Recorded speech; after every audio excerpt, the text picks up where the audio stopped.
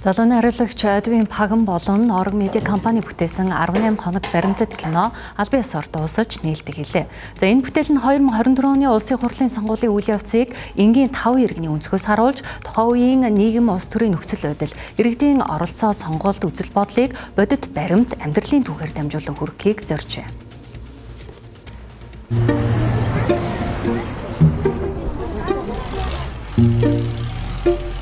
Малчин зураглаач Япон улсад амьдарч байгаа иргэн анхны сонгуулаа өгөх гэж байгаа залуу сонгогч, хуваараа бизнес эрхлэгч эмэгтэй. Нийгмийн толь улсын эдгээр 5 иргэн бол 18 хоног баримтат киноны гол дүр юм а. Уг бүтээлээр дамжуулан сонгуулийн зөвхөн улс төрийн үйл явц бус иргэн бүрийн амьдралтай хэрхэн холбогддгийг харуулахыг зоржээ.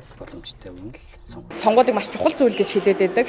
Тэгсэн хэрнээ бид нар тэрийг ингээд цогцоор нь агуулгаар нь хардаг, ойлгодог, үздэг ч гэдэг юм уу тийм юм бол ерөөсөө байхгүй байгааг бол анхаарад тэгээд ер нь бол хий гэж бодсон байгаа. Яг үндэ эн чинь бол сонгогчийн боловсрол олох бүтээл болохоос биш.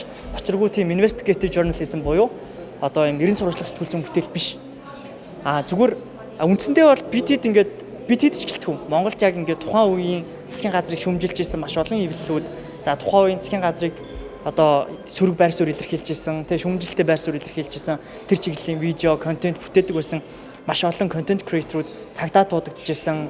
Тэгээ тухайн үедээ одоо багаар дууга хориулж ирсэн ийм түүхүүд угаасаа олон байсан. Тэгээ тэр түүхүүдийнх нь л нэг. Өмнө нь ингээд мэдж байгаа юмнууд байгаа шүү дээ. Муухай зүйлс болдог, муухай зүйлс байдаг ч юм уу.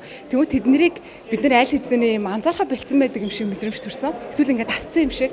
Тэгээ яг тэрийг ингээд нөгөө кино болох гэж дүрсжүүлээд хөндлөнгөөс нь ажиглангуутаа л ингээд бүр яг ингээд бачуураад ингээд уйлмаар мөчүүдэл надад маш олон тохиолдсон.